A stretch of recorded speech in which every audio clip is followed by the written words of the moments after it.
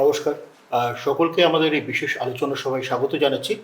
আপনারা জানেন যে আমাদের পজিটিভ বার্তার উদ্যোগে আমরা যে বিকাশ টক অনুষ্ঠানটা করি, সেখানে আমরা আমাদের সম্মানীয় অতিথি যারা থাকেন তাদের সঙ্গে আমরা বিভিন্ন বিষয় নিয়ে আলোচনা করি এবং সেই আলোচনার মধ্যে তাদের নিজেদের যে ক্ষেত্র, অর্থাৎ তারা যে ক্ষেত্র থেকে এসেছেন সেটা নিয়ে যেমন আলোচনা হয়, পাশাপাশি সোশ্যাল ডেভেলপমেন্টের ক্ষেত্রে একজন মানুষের পজিটিভ থাকাটা কতটা প্রয়োজন সে বিষয়ে আমরা এই আলোচনার মধ্য থেকে তুলে আনার চেষ্টা করি জিস্ট্রা থেকে। তো আমাদের সৌভাগ্য যে আজকে আমাদের সঙ্গে জয়িতা ম্যাম এবং সৌভিত স্যার এসেছেন। আমরা তাদের কাছ থেকেই এই বিষয়ে আলোচনা করব। একদম ভীষণই আপনারা জানেন যে আমরা ভীষণ ইনফর্মাল ওয়েতে টক করি এই টক শোটা। তো সেখান থেকেই আপনাদের দুজনকেই আমাদের এই অনুষ্ঠানে স্বাগত, বিশেষ করে স্বাগত শান্তিনিকেতন মেডিকেল কলেজ অ্যান্ড হসপিটালে। তো ম্যাম, আপনি যদি আপনার সম্বন্ধে কিছু বলেন প্রথমে, তারপর আমি পরে প্রশ্ন দেব। Well, this is something very, very difficult. If you need to really introduce yourself, I would be introducing myself as I see myself. Exactly. So, for myself, I am Mrs. Rashid Khan, Ustad Rashid Khan's wife, and of course, the MD of his academy, the Fifth Note Global Center of Excellence, and whatever little I could make out of what you said is you want positive stuff happening every day. So probably we have been out since 8 in the morning. 8 in the morning. Yeah, so 8 बजे से हम लोग निकले हुए हैं सुबह, and फिर हम पहले गए थे आपके Polytech College. Polytechnic, yeah. So we were there. जैसे दादा आपको भी यार नाम से गड़बड़ होती है, मुझे भी होती है, सॉरी। तो पर ये गड़बड़ होना भी अच्छी बात है, मैं बताऊंगी क्यों। पर जितनी परिचय देना है उस परिचय में ये बताना बहुत ज़रूरी है कि सुबह से हम घूम रहे और हमें ये भी नहीं पता था कि आप हमको कैमरा के सामने बोलेंगे अपने परिचय देने के लिए, and I am without makeup as you can see, और बहुत गंदा लग रहा है। सो ये मेरा परिचय, बाकी you guys figure it out. যার যিনি সুন্দর তিনি সবসময় সুন্দর, এটাতে কোনো কথা নেই। কারণ রবীন্দ্রনাথ বলছেন যে আমার চেতনার লগে পান্না হলো সবুজ চুনি উঠলো রাখা হয়ে, আমি চোখ মেললুম আকাশে, জ্বলে উঠলো আলো পূবে পশ্চিমে, গোলাপের দিকে চেয়ে বললাম সুন্দর সুন্দর হলো সে। সুতরাং আমি যাকে সুন্দর বলবো সেই সুন্দর, এখানে কোনো ব্যাপার। সমিত স্যার, আপনি যদি আপনার ইন্ট্রোডাকশন। ফার্স্ট অফ অল, এই হঠাৎ করে এখানে ঢুকে প্লাস এই মেডিকেল কলেজে ঢুকে আপনাদের এই স্টুডিও রুমে একটা বেশ কোজি ফিলিং আছে। So I am feeling great. Positive, আপনাদের নামটা পজিটিভ বার্তা, এবং সেটা I can see that positivity all around, মানে ইভেন সবার মধ্যে সেটা, even in the environment itself. So which is very মানে এনকারেজিং আর কি, নাম্বার ওয়ান। আচ্ছা, by profession I am a chartered accountant. I am associated with the Fifth Global Note, and that is one part of me. এছাড়া I am also very much creatively inclined. যদিও আমি একজন chartered accountant, কিন্তু creativity আমারও খুব পছন্দ। সুতরাং in fact আমি একটু মিউজিকের সাথেও নিজে ইনভলভ টু সাম এক্সটেন্ট। সেই সূত্রেই মেয়ের সাথে আমার আলাপ এবং ওনার ইনস্টিটিউটের সাথে আলাপ আর কি, প্রফেশনাল সূত্রে আলাপ, কিন্তু মিউজিকটা হচ্ছে মেন নেশার সূত্র এবং পেশার সূত্র, হ্যাঁ, দুটো থেকে আলাপ আর কি, সেই অনুযায়ী আর কি। এবং এখানে উদ্দেশ্য আসা, এখানে মলয়দাকে একবারই আমরা মিট করেছি এর আগে বিশেষ কারণে। সেকেন্ড মিটিংয়ে আমরা ওনার কর্মযোগ্যটা দেখার জন্য আসা, কিছু কথা বলার জন্য আসা, এবং এসে যেটা যাকে বলে অভিভূত ফিল করছে আর কি। মানে এরকম যে একটা কর্মযোগ্য এত ইন্টেরিয়ারে ওয়েস্ট বেঙ্গলের ভিতরে হয়ে চলেছে, উইচ ইজ রিয়েলি, মানে না আসলে, কারণ আমি শান্তিনিকেতনে আসছি, মানে এই দিকে এই এরিয়ায় আসছি আফটার 2000 আমি লাস্ট এসেছিলাম। তো 24 বছর হয়ে গেছে। তো 24 বছর পরে এসে অনেক চেঞ্জ দেখতে পাচ্ছি। এখানে একটা সুন্দর মেডিকেল কলেজ ক্যাম্পাস দেখতে পারলাম বাইরে থেকে, ভেতরটা দেখলে আরো বুঝতে পারবো। হ্যাঁ, তো অবভিয়াসলি ইটস ভালো এক্সপিরিয়েন্স হচ্ছে সোফার সকাল থেকে বেরিয়ে। শান্তিনিকেতন আপনি বললেন 2000 সালে লাস্ট এসেছেন, মানে প্রায় 24টা বছর। 24টা বছর কি চেঞ্জ দেখলেন সকাল থেকে সন্ধ্যা পর্যন্ত?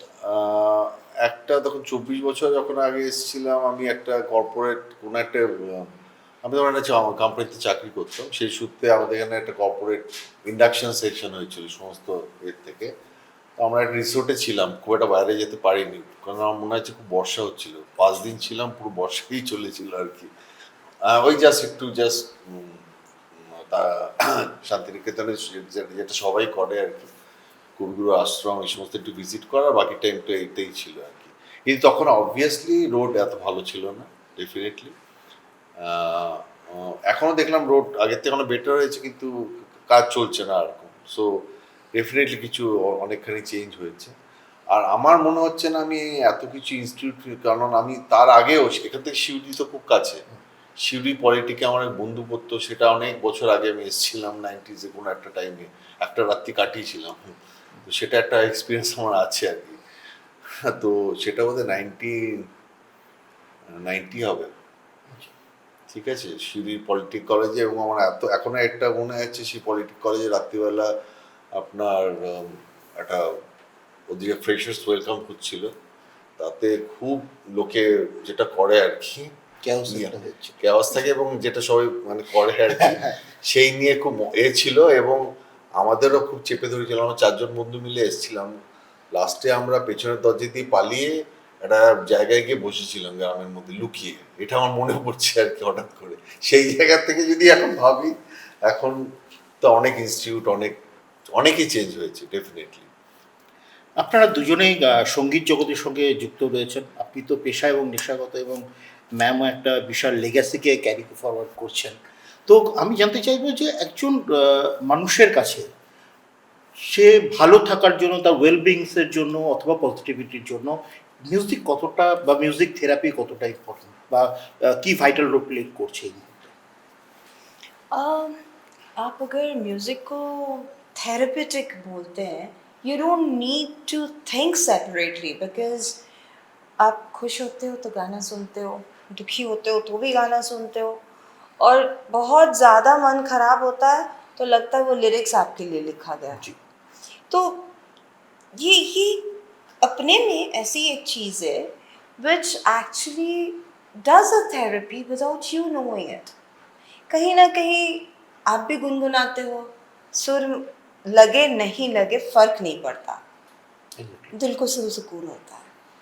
पर इफ़ यू सी कि म्यूज़िक हमेशा पॉजिटिविटी देता है, हमेशा नहीं देता है। It cause a lot of noise also inside you. Bad music and good music, मुझे खुद को I can not define music other than saying that there is good music and bad music. But I do not mean bad in the sense कि हकीकत में कोई music bad हो। It might sound bad to my ears, but it might be good for you. Personal choice. Yeah, so that's the perspective of how you look at music.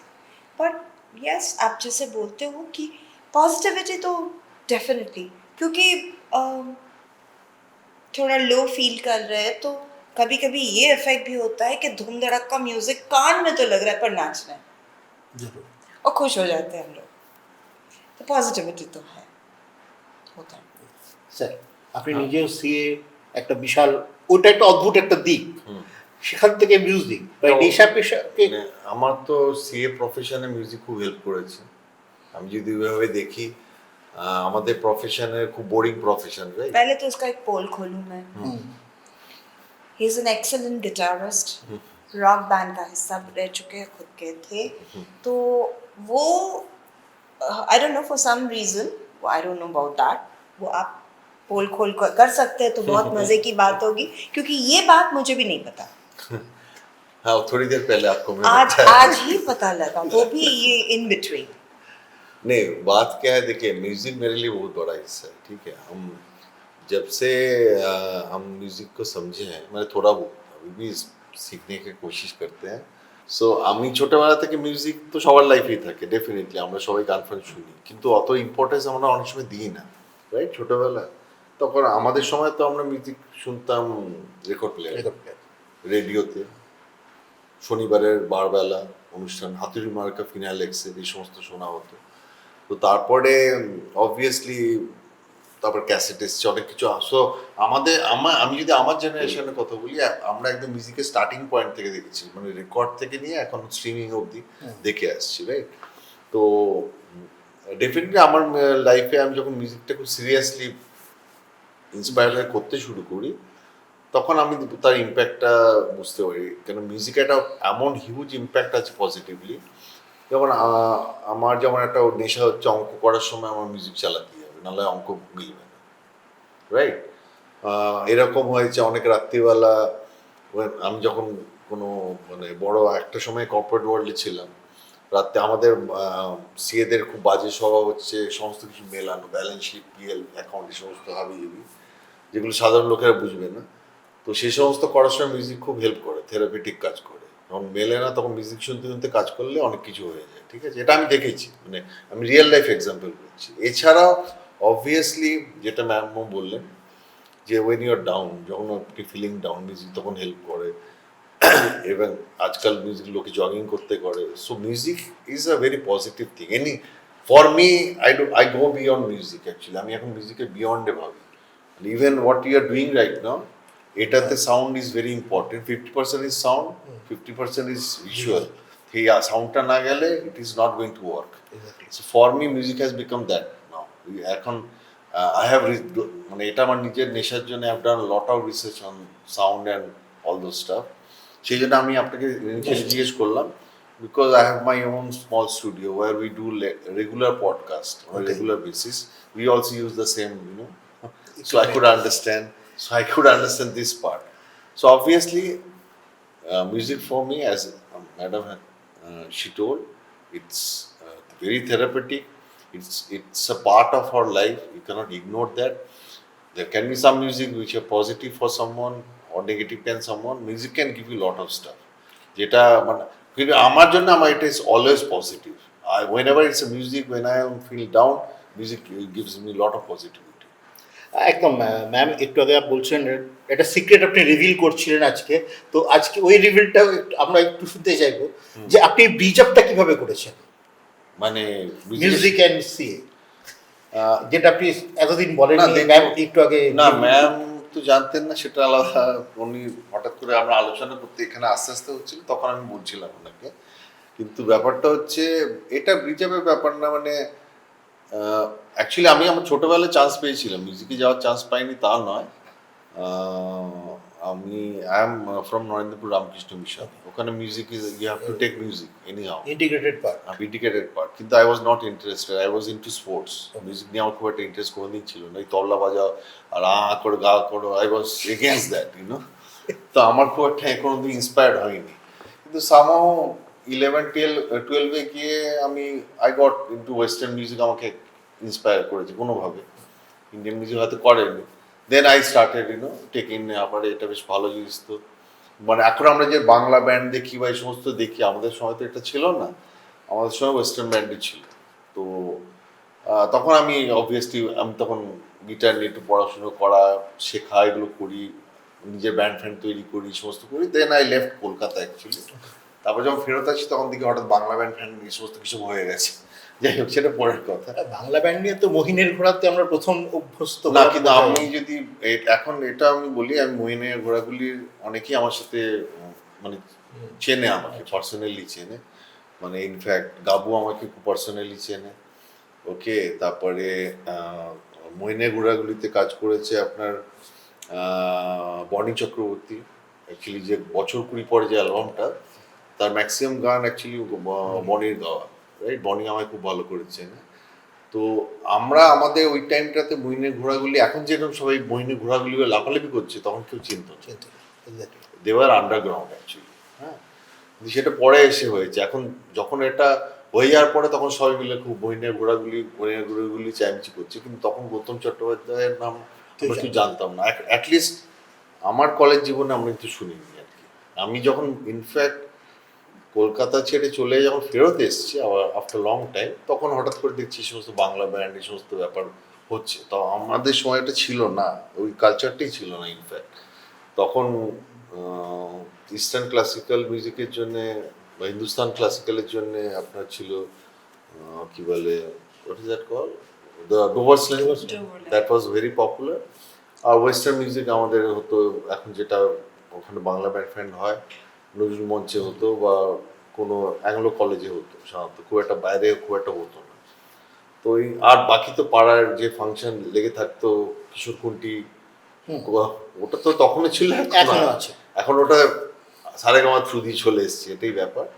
তবে হ্যাঁ, একটা কথা আমি বলতে পারি, যদিও আমি যেমন ইস্টার্ন হিন্দুস্তান ক্লাসিক্যাল মিউজিকের সাথে আমার লাস্ট 3 বছরে একটুখানি জানার সৌভাগ্য হয়েছে, যেটা আমি আগে ছিল না। যদিও আমাদের টিচার সমরেশ চৌধুরী ছিল, he was great stalwart in eastern classical music. রবিশঙ্করের ডাইরেক্ট স্টুডেন্ট ছিলেন, রাইট? রবিশঙ্কর তো কাউকে শেখান না, উনি স্টুডেন্ট ছিলেন। তো এখন এই 3 বছরে যখন আমি ইস্টার্ন ক্লাসিক্যাল আমি যখন পারফরমেন্স দেখি, আই কুড এনজয়। আমি অনেক কিছু যেটা ওই সময় বুঝতাম না, সো ওই রসটা আর কি ওর থেকেও পাওয়া যায়, যে 1.5 ঘন্টা বসে শুনলে আপনি মানে বোঝা যায়, যদি ভালো শোনা হয় মিউজিক, ইউ ক্যান এনজয়। সেই জিনিসটা আছে। তো মিউজিকে কোনো ব্যারিয়ার নেই, এরকম নেই, এটা আর টাইমের সাথে সাথে চেঞ্জ হতে থাকে, কিন্তু it is always positive for me. Ma'am, আপনি যে ইনস্টিটিউটটাকে এগিয়ে নিয়ে যাচ্ছেন, তার কনসেপ্টটা যদি একটু বলেন, এবং সেখানে কিভাবে ছাত্রছাত্রীরা ইন্টারেস্ট হতে পারে, কারণ নেক্সট জেনারেশনের কাছে ইন্ডিয়ান ক্লাসিক্যাল মিউজিকটা পৌঁছে দেওয়ার একটা বড় লেগাসি তো আপনারা ক্যারি করছেন, সেটা জন্য বলছি। सी आपको अगर सपोज फॉर एग्जांपल मैं मेरे बेटा अरमान के बारे में बताऊं, he is just 20 years old, but on the social media he's got quite a fan following. Every other day he's doing his shows. उसने अपना यूएसपी बना लिया है कि वो गिटार लेके इंडियन क्लासिकल म्यूजिक करता है। तो यू नो, कोट अनकोट होता है, people are against it कि Indian classical music is something with in brackets, आप इसको इस तरह से नहीं कर सकते।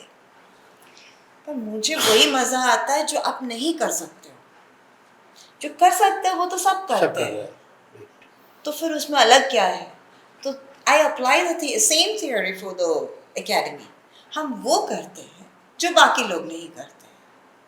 तो क्लासिकल म्यूजिक को लेके एक्चुअली सबसे ज़्यादा बड़ा बैरियर, जैसे इन्होंने कहा अभी अभी कि हाँ हाँ हाँ हाँ करते, me coming from the north east, हमारा कल्चर काफ़ी अलग होता है। And I had this you know, ऐसे ही लगता था मुझे, हाँ हाँ हाँ, क्या करते हैं ये लोग। तो naturally, Western culture was more appealing. Band culture was excellent. Like, okay, wow, you know, that wow factor was there, which was never there in Indian classical music. So, for the last 24 years, we have been trying to bring in that wow factor. So, आज within the span of 24 years, हम लोग we have produced 17 performers जो globally perform कर रहे हैं। We've got more than इतने सालों में probably 4,500-5,000 बच्चे सीखे हैं इस एकेडमी में। एंड नाउ हम लोग जो कर रहे हैं, we are also exploring how to groom them, क्योंकि ज़्यादातर आई don't no, with all due respect, I am being recorded, दादा संभाल के, पर आई नो मैं मुंह खोलने से बहुत कंट्रोवर्सी होता है, but that is the USP of any chat show and I would want this to be recorded. Indian classical musician का ड्रेस सेंस बिल्कुल नहीं आता है। They are ill dressed. उन लोग को लगता है कि कंधे पे झोला, kurta pajama, that is how you present Indian classical music. No, it's not that. You have to break that barrier. आप गाना गा रहे हो भैया, कपड़े से क्या मतलब है। एक डॉक्टर ऑन कॉल आता है, वो बीमार रहता है कोई आदमी, उसको आईसीयू में, ही इज नॉट इंटरेस्टेड वो पजामा में आता है या जीन्स पहन के आता है। All that he knows, he has to sanitize himself and go and save the person. Exactly. तो इट्स इमैटेरियल कि आप क्या करते हो, पर प्रेजेंटेशन इज वेरी इंपॉर्टेंट। जैसे पहले मैंने कहा कि ये ऐसे थोड़े में आज तक तो मैं बैठी नहीं, पर दादा ने जब तारीफ किया ना, वो अंदर से वो एक खुशी आती है, वो शक्ल चेंज हो जाती है। तो इट्स सेम फॉर म्यूजिक. आप कुछ भी प्रेजेंट करो, you should know how to present it, and that is what the USP of our academy is. अगर आप कभी देखेंगे अरमान के आजकल बच्चों में रील्स बहुत वायरल है, एंड एकेडमी के बच्चों को देखिएगा, we encourage the kids to wear their regular wear, whatever they are comfortable in, and perform. That's it. मजे करो, मजा लो, आनंद लो उसका. This is also a positive vibe for everyone. Extremely positive. This is something जो आज तक, again I want to be recorded on the camera. No editing, Dada. Okay. No worries. So this is something which has the negativity created by the old artists, जिनको आज तक 60 साल plus के उम्र में भी बहुत डर लगता है, बहुत इनसिक्योर है कि मुझसे अच्छा कोई नहीं गा ले, मुझसे अच्छा कोई बजा नहीं ले. So उसके दिमाग में जब वो बच्चा आता है अपने पास सीखने के लिए, तो दिमाग में पहले ये चीज ठूसो उसका कि you have to look like me, you have to think like me, you have to be like me. क्यों बच्चे का पर्सनालिटी खराब कर रहे हो? आपकी तरह क्यों गाएगा? आप उसको सिखाओ, वो बच्चा खुद रिप्रोड्यूस करेगा इन देयर ओन वे. वो फ्रीडम दो, नहीं तो वो स्टाइल कहाँ से आएगा? Grooming is very important. Extremely important. And freedom. अगर म्यूजिक में फ्रीडम नहीं होता है ना, तो आप जैसे पढ़ाई करना बच्चा एंजॉय नहीं करता है, वो वही करेगा जो वो एंजॉय करता है. मुझे मार पीट के भी मैथ्स नहीं सिखा पाए मेरी मम्मी. आज तक ये मिस्टर सीए से मेरी लड़ाई इसी बात की होती है. इनको मालूम है मुझे मैथ्स नहीं आती है, और इनको मैथ्स के लिए गाना चाहिए होता है. आप मुझे गाना सुना लो, कुछ भी कर लो, मैं मैथ्स नहीं कर सकती. तो it is like that it's a mindset, कुछ भी नहीं है. I have to fall in love with that. वो सब्जेक्ट से मुझे प्यार होना चाहिए, तब जाके वो खिलेगा. Joyful learning. Yes, it has to be joyful learning, and very well said. একদমই তাই. আমরা এতক্ষণ ধরে যে আলোচনাটা করছিলাম, সেখানে পজিটিভ থাকা এটা কতটা গুরুত্বপূর্ণ, এটা দুজনের কাছ থেকে শুনলাম. পাশাপাশি আমরা এটা নিয়েও আলোচনা করলাম যে সঙ্গীতের জীবনে আজকে মানুষের বহু ট্রিটমেন্টের সঙ্গে সঙ্গে মিউজিক থেরাপি একটা অত্যন্ত গুরুত্বপূর্ণ দিক. সেটা কতটা মানুষকে মোটিভেট করছে, কতটা উপকার করছে, এ নিয়েও আলোচনা করলাম আজকের অনুষ্ঠানে. আপনাদের অনেক অনেক ধন্যবাদ. Always happy to. Thank you for the